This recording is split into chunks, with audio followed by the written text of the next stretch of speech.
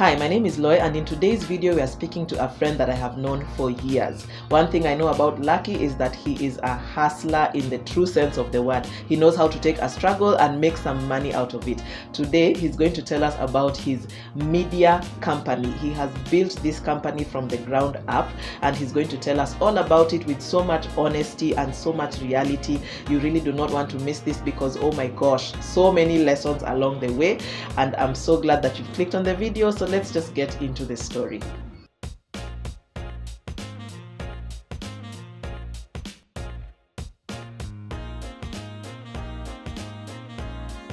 I'm in the studio today with a very good friend of mine. I have known Lucky for years, so I'm just grateful that Lucky, you're here to tell us your story. Mi nakujua kama mwanabiashara.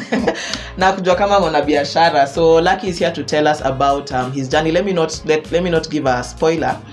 He's going to tell us all about it. And for me, the first thing is to just have an introduction.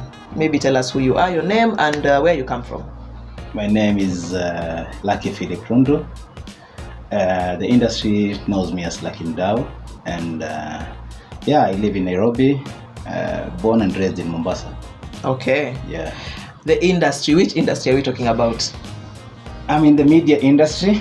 My job is to freeze moments. I'm a photographer, filmmaker, and anything to do with camera. That's what I do. Nice. Yes. So that's where I know Lucky from. I'm also from the media. My background is in TV. Na hapo ndo tulipatana. Yes. Lakini sijui story yako yote kutoka mwanzo. So maybe we start at the beginning. You grew up in Mombasa. How was that? I grew up in Mombasa in an estate called Mikindani. My dad used to work in Mombasa at the port. And I'm from a middle class environment or estate. My mom was doing business. She had a butchery.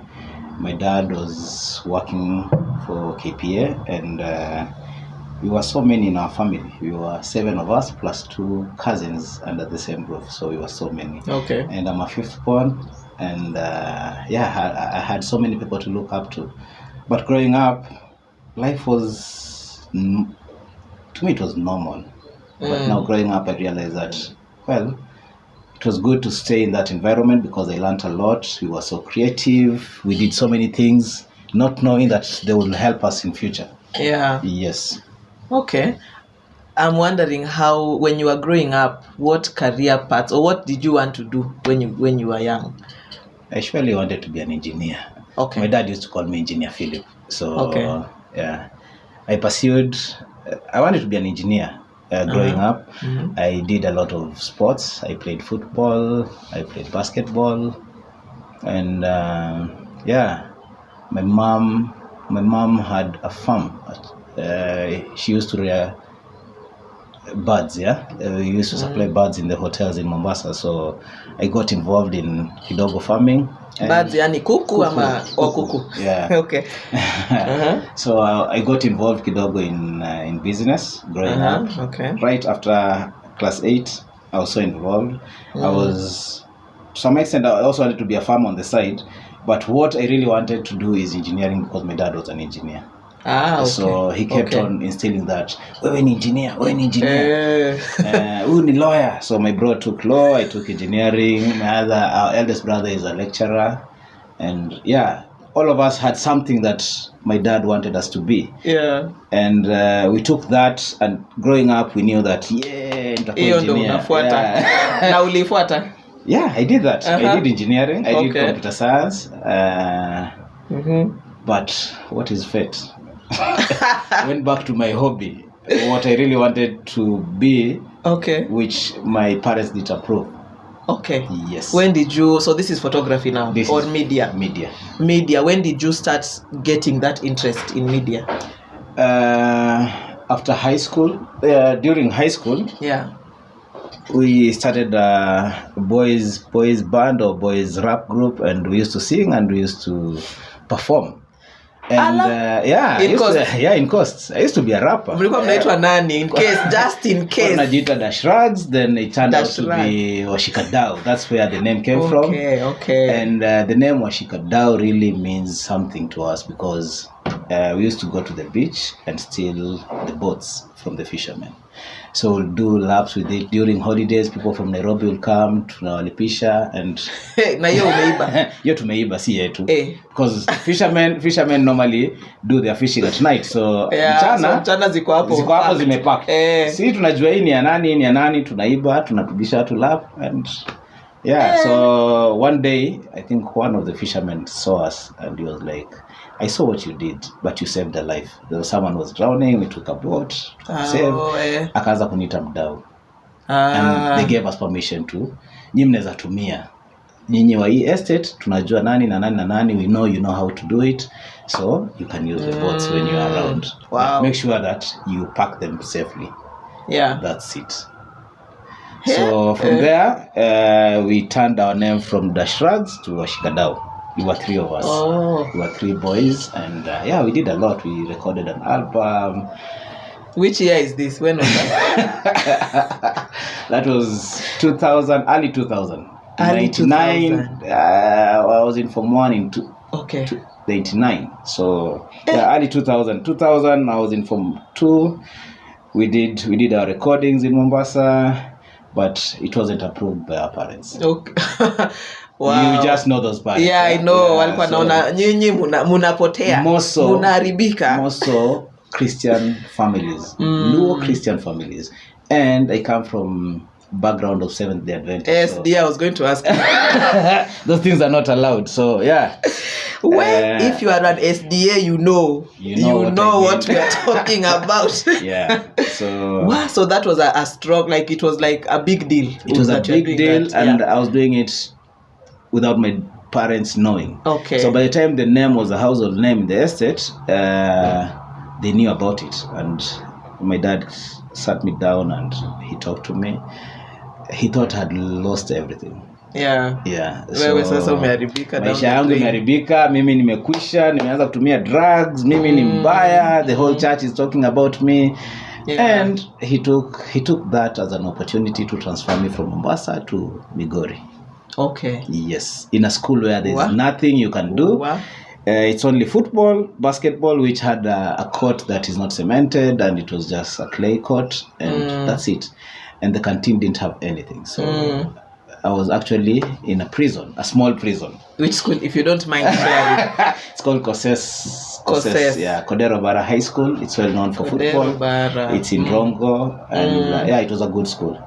Okay. Yeah. But it was for you it was like a punishment. It was a punishment, but after high school I realized that it turned everything. Now my academics started being proper. Because I had lost it to some extent education-wise. Yeah. And my elder brother had gotten into drugs, so my dad was like transforming all of us into where we are supposed to be. I see. Yes, we were so exposed to so many things that he didn't like. In Mombasa. Yeah, and drugs were all over, and me getting into the music industry, the entertainment world. So I decided, that's what you want, that's what I'm going to give you. So I went to school, got my grades, and gave him good grades. What happened after school now? After high school, went back to my mom's farm. I helped her for a year while I was waiting for my bro to get into college, because we were many in our family, and my dad couldn't afford to take us to school at the same all time. Together. So after Form 4, unangojea yule amalize college, then it's your turn. Next. So while you're waiting for your turn, and the government had a way of doing things. So after Form 4 back then, you don't go straight to university. Yeah, I remember. You stay at home. So I stayed at home for 2.5 years. But these 2.5 years, I was so involved in helping my parents. When I came from Migori, my mindset had already changed. So I was a good guy, I'm going to church, I'm doing everything. But still there's that bit of, even if I'm not rapping, I can do something around the entertainment world. Yeah. So our group ilivunjika, broke down, and kila mtu akashika njia yake. So the other guy went into mechanics. So me, I was waiting to go to university. Then I got a chance to go to university, and I chose computer science. Okay. Yes. Which uni? I was in Peria University in India, South India. In India. Yeah. How did you get into You see me, I'm thinking unangojea job. Joint admission board of those days, I think ilibadilika. Having changed, yeah? Yeah. So I became a good guy. Hebu imagine mwanamume teenager anaosha vyombo, anasaidia nikimaliza kazi za home, niko kwa shamba, nauza kuku, nauza if tumeua 100 birds, then the hotel only needs 80. What about the 20? So I go around in the butcheries, nauza, come back home, naenda mazoezi jioni. And my elder brother was like, hey, Lucky, I'm a change. We should do something for him. Because he had also gone to India and he knew the importance of studies. Now my dad was like, Kenyan universities? No. Because that will be another chance of you getting spoiled. Yeah. I'm not taking you to another direction. Nakupeleka mahali, there's no music, there's nothing. So yeah, they got a scholarship for me, a partial scholarship. Okay. And those days people used to do arambes, and arambe was done for me in church because I was now a changed boy. Yes. Kwa kanisa. Niko kwa kanisa. I'm just a honest young man. Yes. Yeah. So your grades were good. You got a scholarship. Yeah, I got a partial scholarship. Okay. Not a full scholarship. Yeah, my grades were not bad. I performed well. The 2 years that I went to Migori, they changed everything. Wow. Yes. Okay. You went to India. I went to India. 4 years in India. Okay. Computer science. You lose, you fail in 2 subjects, you lose the whole course. So I had to study. Wow. I had to study. My life revolved books, college, books, and sports. Only. Yeah. While people know that in India people use a lot of drugs, I didn't use any drugs. Okay. And that is where I was so free. I didn't have parents around me. It's so many miles from Kenya, but yeah, I decided to focus on education and education alone. Yes. And coming back home, I came with the first class. Yeah, I felt like I did something for my dad. Awesome. I did something for my parents. Yeah, I was proud. Yeah, he was so proud. He was like, you see, I knew you will change. And the whole community that did an arambe for me before I left were like, yeah, he's a good guy. It was worth. I'm a Rudy, he's sober, he's clean, he's got good grades. Sasa wacha anze maisha. Ukaanza. Nikaanza. Normal hustle. Maisha ilikuwa tough. Normal hustle ndio tunataka kusikia. Sasa hiyo hustle, how did you start? I came back in 2008 right after election. There was post-election violence. And my dad had a stroke. So he was like, "Sahi Mrs. nikawasaidia. Wewe itabidi mjisaidie. And you are not doing your masters because your young bro is joining KU. So we kuja ile pesa imebaki awapeleke shule." So I was back in Kenya. And with my knowledge of IT, I started a small shop in Mombasa, Tayari, a small stall. I did printing, logos. I had a small cyber. Okay, I'm interested now in that cyber. And in those days, by the cyber was ilikuwa ni cyber. Nowadays, and we used to burn a lot of CDs. So oh my gosh, my DVD. That was the main business. Yes, so burning movies. Not even movies, music. MP3s. Oh, music, MP3. Back then movies were kidogo. Kidogo. Bado haijaingia ni VCD na MP3. VCD and MP3. Wow, even DVD was not there. Do you know what VCD is? Yes. Kama ujui VCD ilikuwa na nini, disc A, disc B. Because azingetoshea zote kwa disc moja. Nigerian movies. Oh my gosh. Kama ujui hizo vitu tafadhali. So I did a lot of that. Local artists back then. Music, Tanzanian artists akina Likiba, they were starting off and everybody wanted music. Wow, yeah. Tattoos wanted music. Guys in church choir get our music, but they have to come and reproduce a lot of it to sell. Yes. So we'll buy a CD for 16 shillings and sell it at 60. Yes. So someone will come with 100 CDs, then you burn 100 CDs and you're sure of 60 times 100. Yeah. 600 and then you deduct the dollars. Yeah. So you get back home with like 1,500 or 1,600 in a day. No, hujafanya any other thing. Hey, before we go back to how you maybe take us to how you started the Kasaiba. Ulianzisha jama, ulitoa wapi hizo pesa? The cyber, when I came back, my bro was a lecturer at Mombasa Poly and Jeffries Institute. So he was like, "Maze, we are so proud of you. Mili that you failed. But turn out to be a very good guy. We'll buy you a computer I know you have a CPU, you came back with a CPU, I'll buy you a computer and a printer. Okay. And I'll give you capital for 2 months. At least fair. Na ya kulipa stall. Yeah, the stalls were around 12,000. Okay. And I shared it with someone. So it was a small stall, computer, printer, and watu wakitaka photocopies, we used to do photocopies. And my bro did everything. By the time the first month was over, I started doing shopping for my parents. Where? Yeah. So those days ilikuwa the days if you have kama unajua kuchoma DVD, you are in demand. Weekend unaambia mom tuingie supermarket. Unapatia dad nimejenga 10,000 wewe shika 4,000. Acha nibaki na nyingine kama. So if you can remember back those days ulikuwa una make how much na hiyo cyber? In a month I would make like 30 to 40,000 profit. Yes. Yeah. But it didn't last long. Tukakuja the stores were demolished by county government. And my parents wanted me to get a job as normal parents back then. Umesoma, tafuta kazi ya ofisi. Yeah, ofisi. So that you leave in the morning, come back in the evening. But I was not interested in that because I saw my dad's retirement. I didn't feel good about his retirement. I felt like after working for all those 25, 35 years, unaenda home and there's nothing, ni hivyo tu ni sawa unaenda tukukaa. Me, I wanted to get into business. So I did something. I got a job in Mombasa. I didn't feel good about it. Then I decided to come to Nairobi. Okay, which job? What was the job at that time? It was a company that deals with housing. So we collect rents.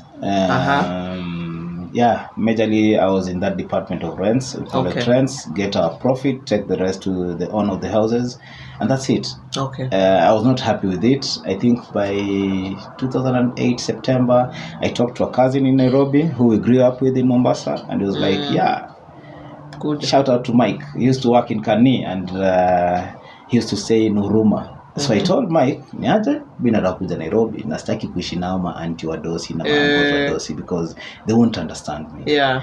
And I'm leaving Mombasa because I can't depend on my dad. And whatever I'm doing is good, but they want me to get employed. So I came to Nairobi. Yeah.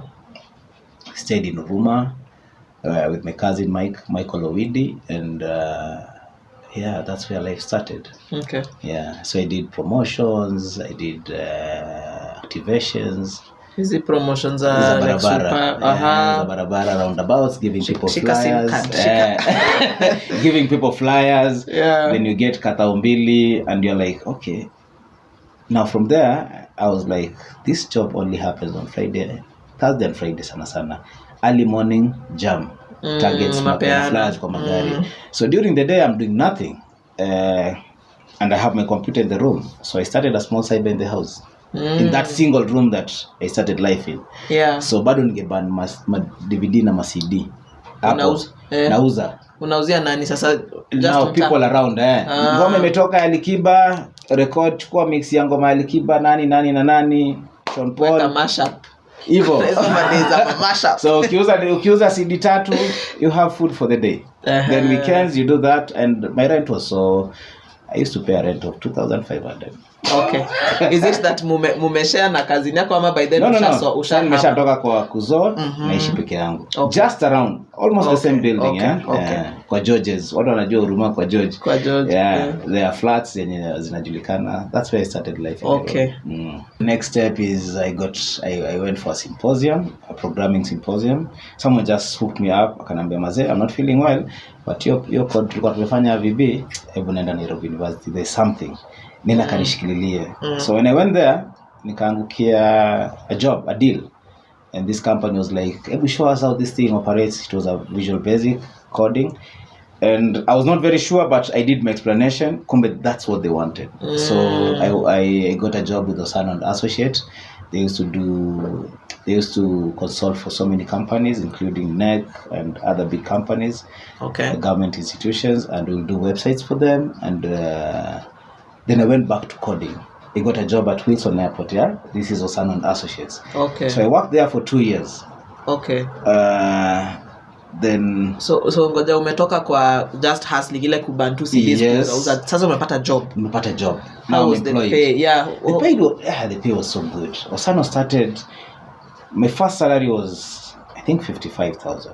Wow. Yeah. Now I'm working, so I shifted from Huruma.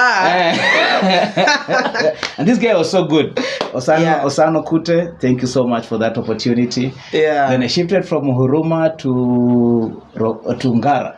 Okay. I had a bed sitter in Ngara. Yeah. And life started. So I worked for Osano Kute. That was the best employer. That's the best employer I ever got, because I remember I didn't have shirts. So he gave me a deposit before I started my work. And ununue nguo. He was so understanding, yeah. Osano and Bidi, he's a HR manager. Yeah. Nenda kanunue nguo, viatu, khaki trousers, and we want to see you on Monday. Looking Nenda kinyozi, looking sharp. Kae mtu wa Huruma. Nilikuwa mse wa kuban CD na vatu ma jeans mtaa na ma t-shirts zimevutika kola, and so worked with Osano. While working with Osano, I was like, my sister is in Dubai. I really want to try and visit my sister. Okay. So after 1.5 years, the salary was comfortable, and I took my younger brother in because alikuwa anakuja kusoma KU. So I saved a little money before I got married, and I decided niaje sisi nataka kuja kutembelea so that I know how that world is. Yeah. And ambia, actually please kuja. Yeah. So find time. I took a 30 days leave, and I went to Dubai. Going to Dubai, before I left, Osano Kute told me, ukipata opportunity, please stay there. If you get an opportunity. Wow. If you don't get, come back. Yeah. But umechukua leave na umetuambia unaenda Dubai, huko kuna so many opportunities. He even gave me contacts of people like I look for his friends. Yeah. So when I was there, the first week, relaxing. Second week, classifieds, magazeti, anza ku apply. Before my 30 days leave in Dubai, I had already gotten a job. So I just had to exit. Yeah. How? 3 jobs actually. So I was deciding which job I want to take. Unaona umuhimu wa kusoma with this first class. Yeah. Hey, your papers were good. Yeah, my papers were good. Guy. Yeah, and there are so many Indians huko, and hizo my departments of IT are headed by Indians and Arabs, of so course. they see you are from this You're from your country and you're from Kenya. So opportunities, chukua, decide on this one. So I went to Gantut. What? Gantut Construction. It's in Abu Dhabi. So I stayed in Abu Dhabi for some years. What was it? Me, I want the money. Part. No, the salary was so good. I used to earn more than 150,000, and I was given a car and a house. So yeah, Dubai was good. So ulipi rent? Silipi rent. Mafuta pia sinunui ya gari. Fuel. Yeah. And in Abu Dhabi, that's where I decided niaje. I'm not a rapper anymore. I'm not in the entertainment world, but let me try and shoot. So my elder sister was in church. Yeah. Na ananiambia bana, mimi nakutaka kanisani. Tafadhali, Mungu anakutaka. So wewe kuja hata ukue asha tu kwa kanisa. Hii kazi uko Abu Dhabi au ufanyi chochote, kuja tu church yetu. Yeah. And I was like, nikikuja church, the only partners I play ni kwa asha ama camera. Because I'm not very strong in church. My background is Seventh Day. That church is not SDA, and I want to do something for God. So those days, those Fridays that I'm free, I can always come and help in camera works. So there's a Filipino guy who was like, come, takufundisha. That's how I got back to the camera. Media. Yeah. So I was taught a bit, got into Man City Academy in Abu Dhabi, did some side hustle in the evening, shooting kids, playing football. So when I left Abu Dhabi, I came back to Kenya. I was changing jobs in Abu Dhabi after 5 years. I wanted a better deal, and that's where everything crumbled. That's the point I went down. Okay. My family had exited in Kenya, and I had to exit so that I wait for the new visa. The new visa didn't come. Okay. It didn't come. So when I was in Kenya, contemplating at my mom's place in Rongo, sina pesa, vitu zangu zimekwama Abu Dhabi. Ziko Dubai. Zimebaki huko. So I'm back in Kenya. I'm in Rongo with my family, with 2 kids, and what do I do next? I've been shooting in church. My dad's funeral in 2012, I paid so much for photography, videography. Okay. I paid 60,000. So this is 2014. I'm back and I'm thinking, I've been shooting in church. I was shooting at Man City Academy, side hustle, napatiwa 1 hour. Why don't I just shoot? And I don't have money. Pesa imekwama Abu Dhabi. I can't go back and withdraw. So sees niaje nitafutie air ticket nirudi nichukue do yangu. Because me living Abu Dhabi, I was living knowing that I've already signed a contract with a different company. But at that given moment, the Arab world had decided that the ties with Kenya is not so good.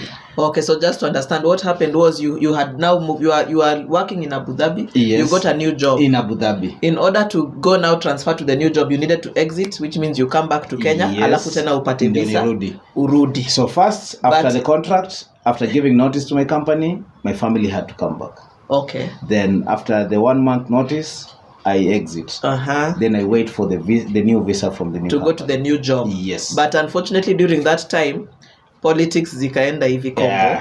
Wakasema wa Kenya don't come anymore. So you got stuck in the middle. Okay, I understand. So I'm in Kenya. I've got small knowledge in camera works and I really love entertainment industry.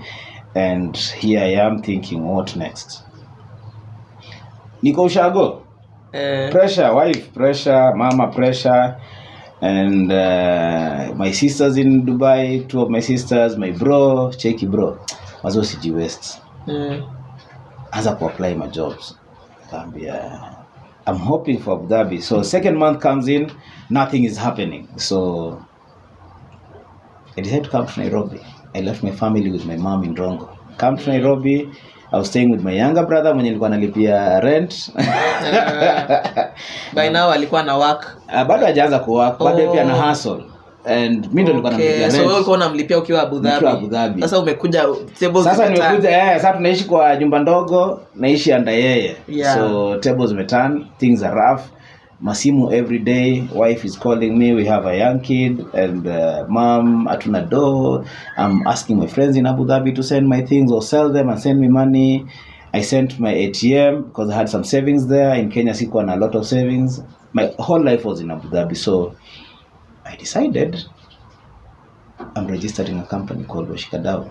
Remember Washikadau was our rap group? Yes, back in Mombasa. Back in Mombasa in high school. Yeah. So now this name is so fancy. Can I just register something? Washikadau Entertainment.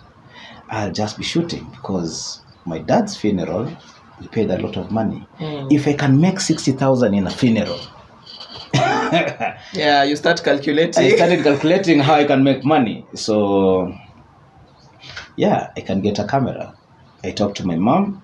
Akaenda Kenya Women Finance. Akanichukulia a small loan.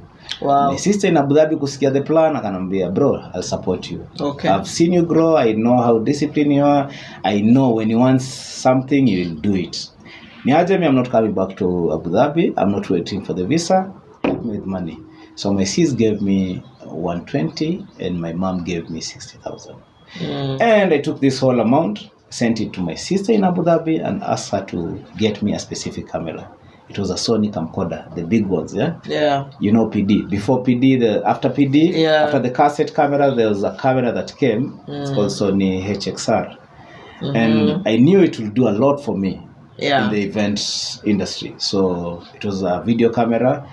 And I started shooting. I was like, I just hope I'll get so many funerals. Oh, no. I hope people are dying in Kenya. Because I didn't know any other industry. Mi nene kapiga tu video. And there was a place hapa itwa nini kando ya Kanjo, KCC, this other side karibu na Basilica. There's a place where people meet for funeral arrangements. Garden Square. You know Garden Square? No, I don't. So I'll go there every Monday and Tuesday, put my posters on the table and wait. Restaurant, Garden Square restaurant. Garden Square restaurant. Hapo nje kwa duka Coca-Cola, there's some guy. Okay, I think nimejua ni wapi. Hapo.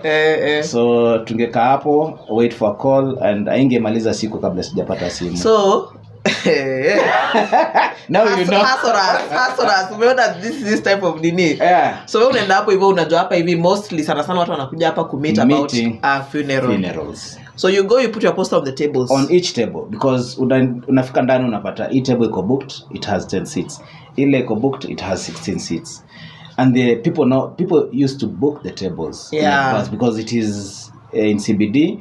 Now, wakati people are planning for funerals, that's where they meet. Yes. And they do their harambes So, there. yeah. So I'm only reminding them that here I am. In case you need a photographer or videographer, just call this number na package yangu ni hii. Marketing. Very simple because I grew up in Mombasa. I knew very few people in Nairobi. I didn't have any network, any connection. So randomly. So hii wiki umeenda Machakos kuzika, next week uko Nakuru. Na you said haipiti siku kabla hujapata call.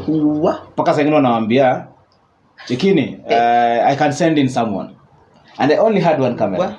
I didn't know any videographer in Nairobi. I didn't know any studio. Yeah. Me, I'm there with my one single camera. Bila tripod, I used to hire a tripod from a friend in Mwiki. And I will always travel. So I'll save my money na travel na basi ya matanga. But because they're not coming back immediately, narudi na hiyo gari ya kubeba sanduku. Enye imesha drop sasa inarudi. Sio akishapeleka after funeral. People want to stay for 2 days while hire basi, so I used to come back. With funeral, you are paid in advance, everything. Yeah. So from there, I started getting contacts. I started shooting small shows, birthday parties. I bought a camera. I started paying off my loan from my mom, which I didn't finish. Mom pole, nilisha kupro. And my sister was so instrumental. She was like, I've heard that every weekend wewe uko busy. Sasa anza kutulipa. So I had to transfer my family from Rongo. And while I'm paying off my loans, I have to buy a bed. I have to shift from my bro's house. I have to buy a TV. Yeah. So here is a small young family.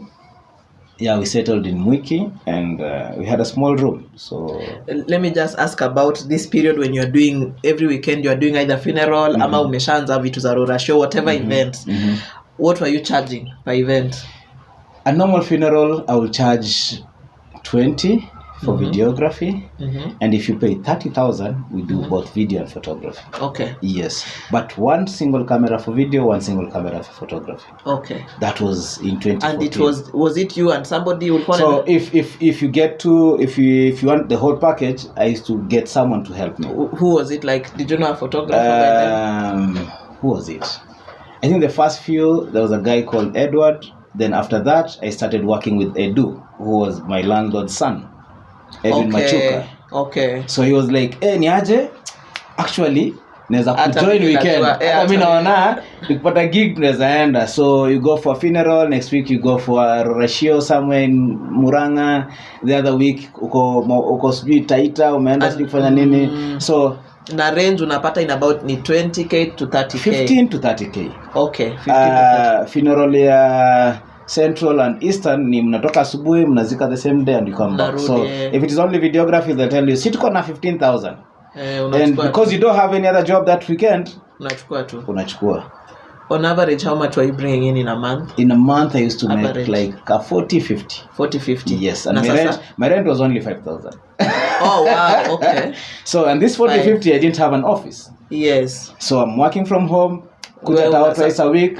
Ngojea calls, ngojea ile siku mnatoka, nendeni mog, anybody mu travel. So if it is Western Nyanza, you go for 2 days, yeah? Yeah. If it is Central, Eastern, it's only a day. You leave in the morning, evening you're back. Yeah. So that's it. So you're getting about 40-50, your rent is 5 and now you are bringing your family. Now my family sasa is lazima here. uanze kuweka vitu kwa nyumba. Unanunua mattress unaweka chini. Hii wiki nikienda nikifanya job ya 20,000 tunabuy TV. I remember we only had one mattress and we had to buy a TV. Yeah. And I had a Core 2 Duo laptop.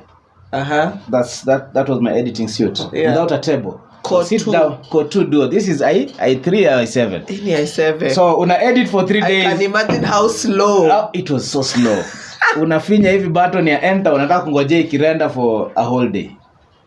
Yes. Now after a few gigs, after buying a bed, yes, I bought the kitchenware kwanza. I was sleeping down with my wife. Alinivumilia, though she was so mad. I'm a funeral photographer. Yani naomba watu wakufe. I'm like, mimi siombi. Mimi naomba nipate biashara.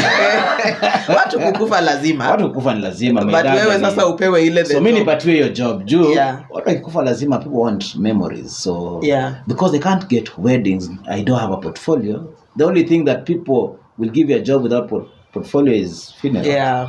So for like 6 months, I was a funeral photographer, which didn't go well with The wife. It didn't go well. It's not very romantic. I'm not that guy nitaka kwa nyumba and we don't have food. Ati looking for a prestige for something yenye itabamba watu. Haitabamba watu, but hata mimi nilikuwa na safa. Unaenda matanga Bondo, unakaa kwa mnalala kwa basi. Hauna pesa lodging. Umeumwa, sijui ndani ya basi watu walianza kulia usiku, sijui nini, umeanza kufikiria venye there are so many stories. Umeenda Kisii, watu wameanza kukimbia usiku kwa matanga. Unashinda utapiga picha. Disco matanga, watu wameanza dungana mavisu. You can imagine those scenarios, but I'm there. Chakula ya matanga, family members wanapata the best dish. Yes. So nyinyi utafutia chakula.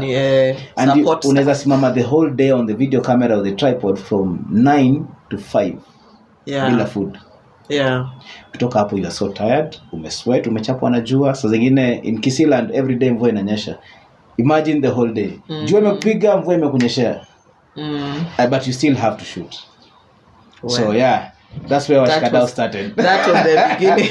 Capital from my mom and my sister. Thank you much. Thank you, mom. I love you so much.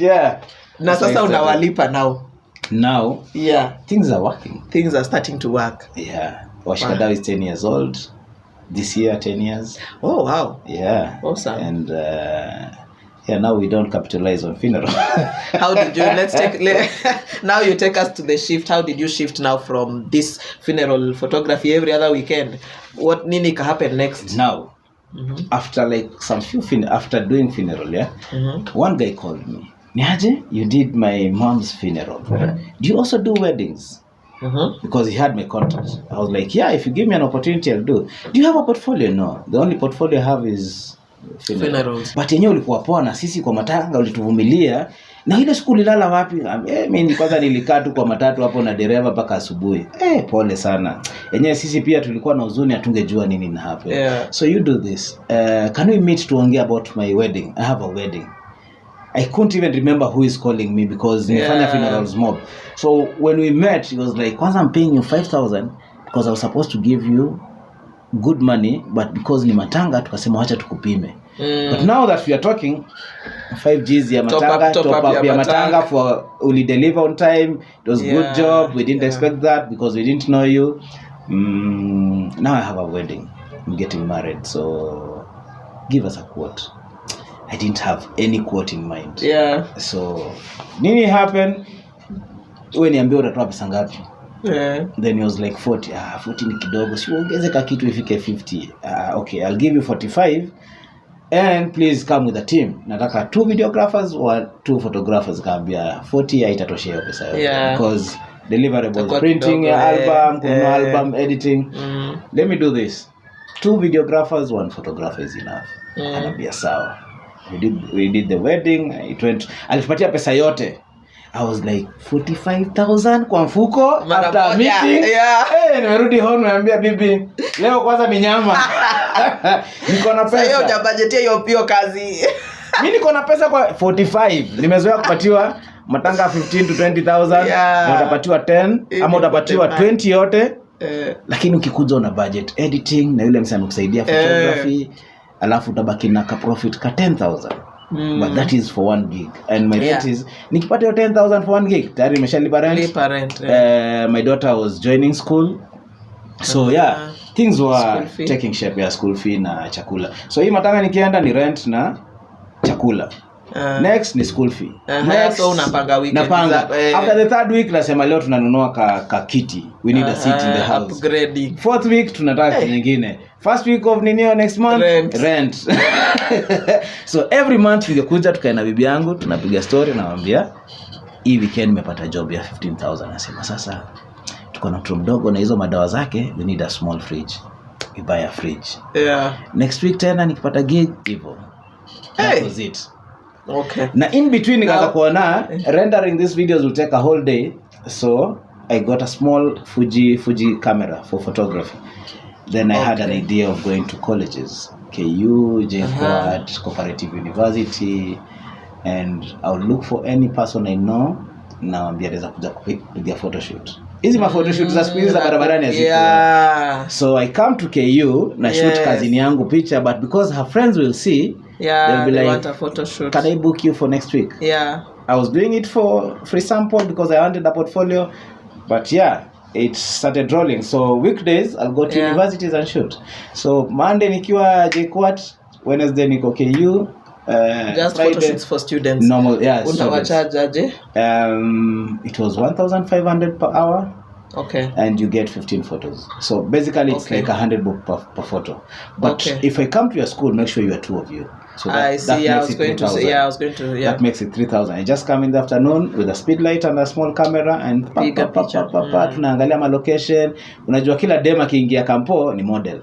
So na ma model wengine wa kampo akiona tunapiga lazima picha au pia wana book next week. Wanaenda kutafuta manguo nini. So bookings zilikuwa mingi. Zilianza kuwa mingi. So if I could make 3,000 in one afternoon on Monday, then you pay me before I send the photos. Actually, you pay me before I come. So when I come on Monday, I have 3,000. I come on Wednesday, I have another 3,000. I come on Friday tuna shoot early in the morning, ndio Saturday niende funeral.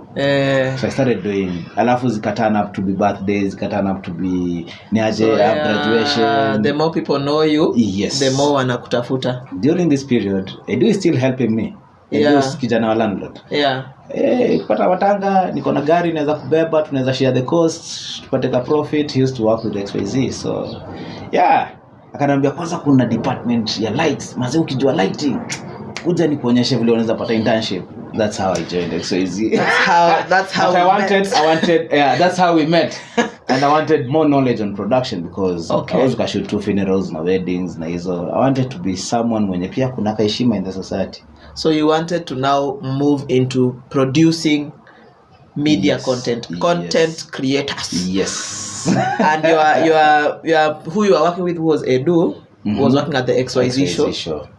Nitaweka clip hapo ndio wajue wazee tumetoka wapi. Welcome to Monarchy Sons and Daughters Cyber Cafe, hardware mobile management joint baby tower beauty store and corona chaos.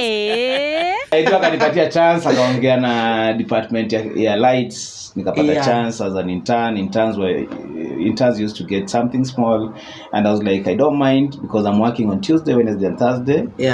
And from there I went to the puppet workshop.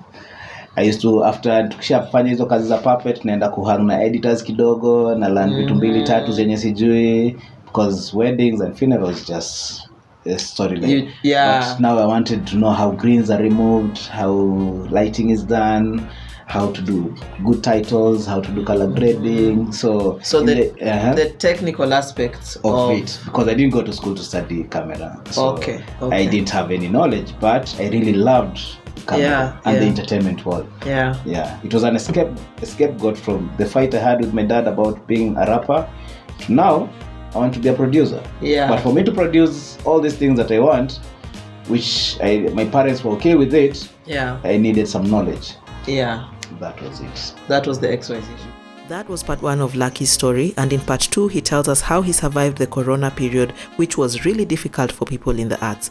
He also tells us how he's growing his business, including teaching everything that he's learned to the next generation of media professionals. So thank you for watching and see you in part 2.